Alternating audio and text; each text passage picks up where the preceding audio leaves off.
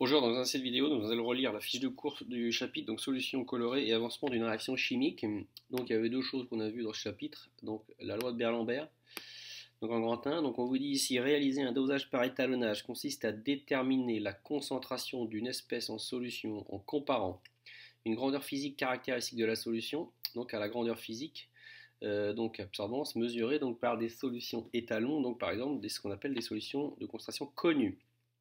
La détermination de la concentration se fait donc soit par lecture sur la courbe d'étalonnage, soit à partir de l'équation modélisant le graphe.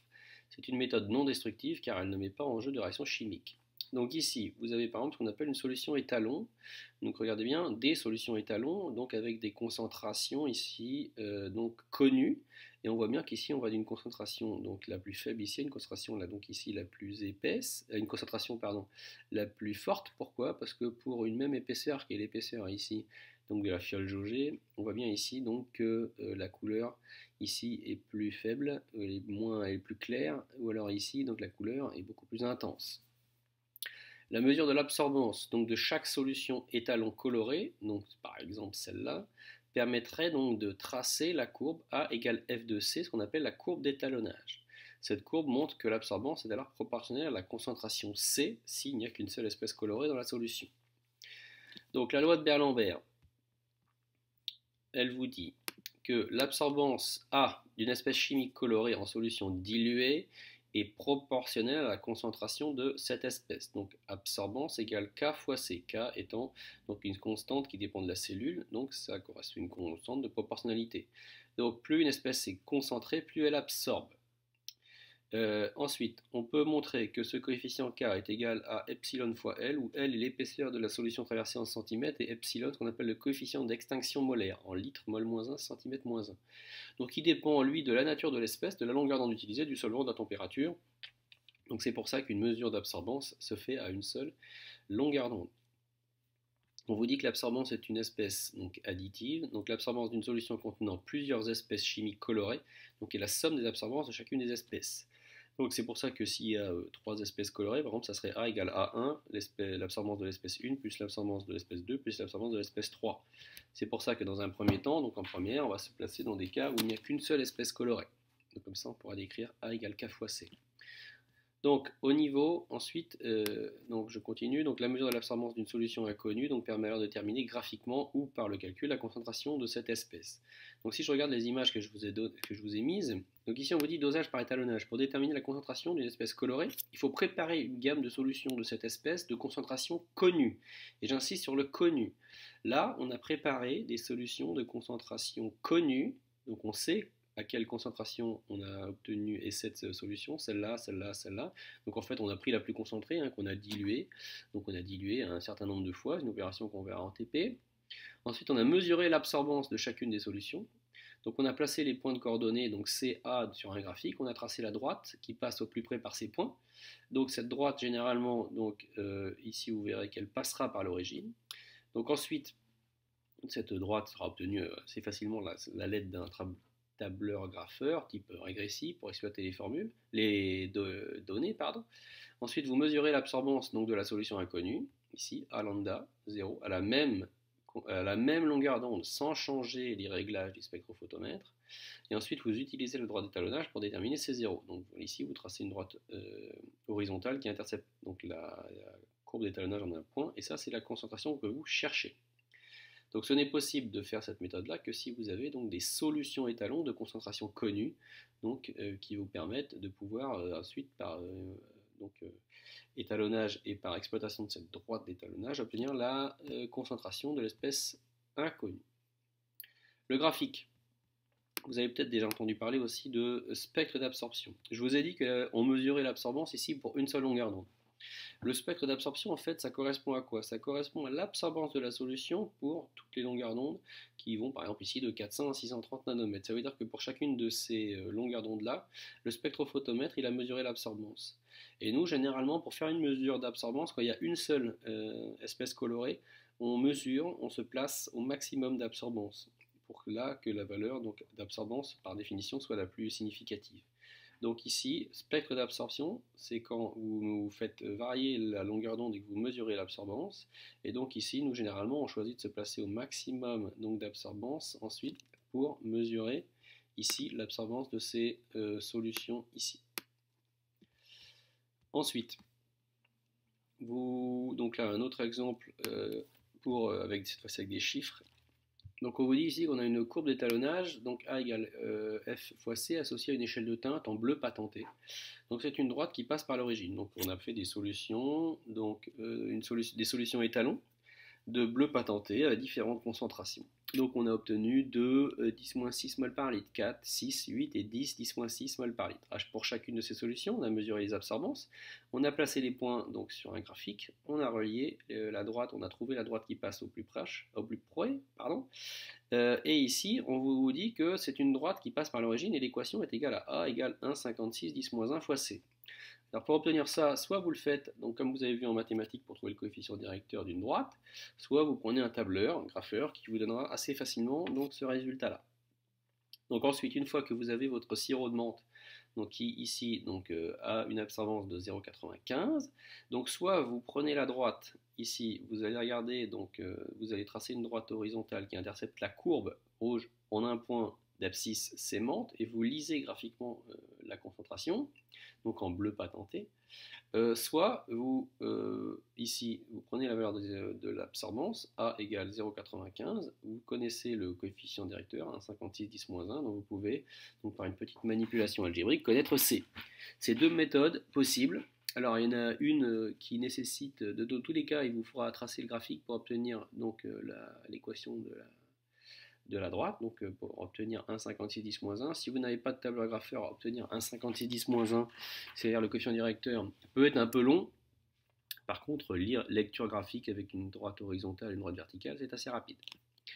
Ensuite, on arrive au paragraphe sur l'avancement d'une réaction chimique. Donc on appelle stoichiométrie les relations de proportionnalité qui existent entre les quantités de matière des réactifs consommés et entre les quantités de matière des produits formés lors d'une transformation chimique. Dans le cas où les quantités de matière initiale des réactifs sont dans les proportions de leur nombre stoichiométrique, le mélange initial est dit stoichiométrique. Donc c'est ce qu'on a vu dans une précédente vidéo et que je vais rappeler plus tard.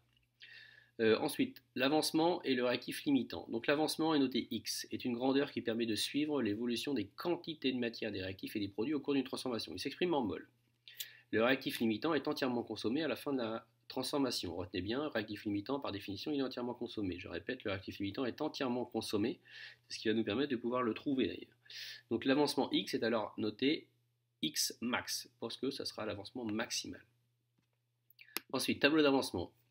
Le tableau d'avancement donc, décrit l'évolution des quantités de matière des réactifs et des produits de l'état initial à l'état final. Chaque ligne est un bilan de matière ou un bilan de quantité de matière. Donc première chose, j'insiste, dans un tableau d'avancement, il n'y a que des quantités de matière. Donc ici, vous avez un exemple.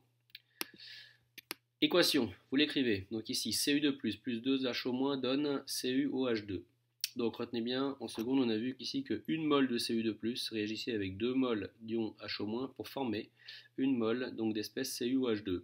Donc il faut 1 mol de Cu2 et 2 mol de H- pour former ici 1 mol de CuH2. Vous écrivez donc à l'état initial donc l'avancement, donc là les quantités de matière. Les quantités de matière, donc ici à l'état initial, là vous écrivez la quantité de matière d'ion Cu2 I initial. Donc des fois on met 0, des fois on met I. Ici vous écrivez la quantité de matière H- donc à l'état initial. Encore une fois je me répète, si vous avez regardé les exercices résolus du livre, pour trouver ces quantités de matière ici, ça ne dépend pas, et j'insiste, des coefficients stoichiométriques. Les coefficients stoichiométriques vont intervenir à partir du moment où vous faites réagir les espèces entre elles. En cours de transformation, vous avez un avancement qui est X. À l'état initial, il n'y a pas d'avancement, parce que par définition, la réaction n'a pas commencé. Donc pour un état X, vous écrivez que la quantité de matière ici, la quantité de matière de cette espèce-là en cours, c'est ce qu'il y avait au début, moins, puisque l'espèce disparaît, vu que c'est un réactif, moins ce qui a réagi. Et ce qui a réagi, c'est le coefficient stoichiométrique, ici 1, fois l'avancement. Donc n de CI de plus I moins 1 fois X. Quand il y a 1, qui est la multiplication par 1, quand le coefficient stoichiométrique est égal à 1, généralement il n'apparaît pas, on ne met pas 1. Si ça vous arrange, mettez moins 1 fois X pour appliquer la méthode. Pour les ions HO-, donc la quantité de matière, ici, qu'on met dans cette case-là, quantité de matière de cette espèce HO- en cours, c'est donc ce qu'il y avait au début, N0 de HO-I, moins ce qui a réagi. Et ce qui a réagi, c'est toujours donc, ce qui y a, donc le coefficient stoichiométrique fois l'avancement. Donc N0 de HO-I moins 2 fois X.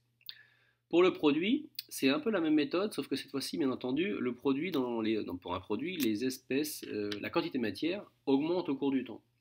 Donc ici, la quantité de matière donc, de cette espèce-là, CuH2 en cours, c'est ce qu'il y avait au début, 0, plus ce qui s'est formé. Ce qui s'est formé, c'est toujours le coefficient stoichiométrique, ici c'est 1, donc 1 fois l'avancement. Donc c'est pour ça qu'ici on n'a pas écrit 1 fois x, mais encore une fois, vous pouvez très bien écrire 1 fois x, ça ne me dérange absolument pas. À l'état final, ici, donc vous recopiez cette ligne ici, donc la ligne en cours, et vous mettez, vous remplacez x par x max. Donc l'avancement sera égal ici à x max, x max, x max, x max. Donc le signe moins, car les réactifs, on vous dit, disparaissent. Chaque colonne présente l'évolution de la quantité de matière d'une espèce de l'état final à de l'état initial à l'état final. J'insiste, dans un tableau d'avancement, il n'intervient que des quantités de matière. Donc concrètement, dans cette case-là, c'est cette espèce est en cours. Donc c'est la quantité de matière de Cu2+, en cours. Ici, c'est la quantité de matière de H-, l'espèce qui est ici, en cours. Et pour l'exprimer, donc cette quantité de matière, c'est N de H-I moins ce qui a réagi, c'est-à-dire le coefficient stoichiométrique fois l'avancement. Donc dans ce cas-là, le mélange il est stoichiométrique si, pour trouver un mélange stoichiométrique, il faut que la quantité de matière initiale, les ions Cu2+, initiale, divisé par le coefficient stoichiométrique, ici 1, soit égale à la quantité de matière des ions HO-, ici, divisé par le coefficient stoichiométrique 2, pardon. Coefficient stoichiométrique 2. Donc si vous vous trouvez dans un cas particulier où la quantité de matière de H- I divisé par 2 est égale à N de Cu2+ divisé par 1, dans ce cas-là, vous êtes dans un mélange stoichiométrique. Et un mélange stoichiométrique, vous verrez que les deux espèces, les deux réactifs sont limitants. Donc c'est-à-dire qu'à la fin, il restera ici 0 et 0. Ça, ce n'est valable que dans le cas du réactif, que dans le cas d'un mélange stoichiométrique. La méthode pour calculer Xmax, alors c'est toujours la même, c'est assez répétitif. Mais une fois que vous avez compris et que vous vous êtes vous avez accepté le fait qu'il faut toujours appliquer la même méthode, c'est assez rapide. Donc on suppose la méthode, on suppose que l'un des réactifs est limitant et on calcule Xmax qui annule la quantité de matière de ce réactif en fin de réaction. On fait de même pour les autres réactifs. La valeur de Xmax, pardon, il manque ici là, et EST est égale donc à la plus petite des valeurs calculées. On a déduit alors le réactif limitant. On étudie donc par exemple la réaction Cu2+ plus 2Ho- donne CuH2, celle d'au-dessus. On calcule, donc à l'aide des formules qui vous sont données en seconde, hein, N de Cu2+ I égale 3 mol et N de ici, donc HO- initial égale 2 mol. Donc on suppose que Cu2+ est le réactif limitant. Donc je reprends mon tableau d'avancement. Si lui est réactif limitant, ça veut dire qu'à la fin il n'y en a plus. Il est entièrement consommé. Donc s'il n'y en a plus à l'état final, ça veut dire que j'ai écrit que tout ça, ça vaut 0. Donc si j'écris que tout ça, ça vaut 0, pardon, j'obtiens donc l'équation ici, n de Cu2+ moins Xmax égale à 0. Je déduis une première valeur de Xmax que je vais noter ici, Xmax 1, qui vaut 3 mol. Je fais la même chose pour l'espèce HO-. Si je suppose, donc si HO- est le réactif limitant, ça veut dire qu'à l'état final ici, ben là, dans cette case-là, ça veut dire qu'à la fin, il n'y aura plus rien. Donc ça veut dire que N0 de HO-I moins 2X max, qui est la quantité de matière à l'état final de HO-, elle est nulle. Donc j'en déduis dans ce cas-là X max 2, qui vaut ici 1 mol. Donc ici, j'en trouverai autant de valeurs de X max qu'il y a de réactifs. Donc si vous en avez que 2, ici vous trouvez 3 et vous trouvez 1. On choisit donc la plus petite des valeurs de Xmax, donc ça veut dire que le Xmax, le seul et l'unique Xmax de la réaction, ça sera 1 mol, et le réactif limitant, donc lui il est associé à l'espèce qui est associée à Xmax, donc c'est-à-dire HO-. Donc il faut bien écrire ensuite à la fin, quand vous avez fait ce tableau, que Xmax vaut tant et que le réactif limitant c'est telle espèce. Voilà, donc j'espère que la relecture de cette fiche vous sera utile.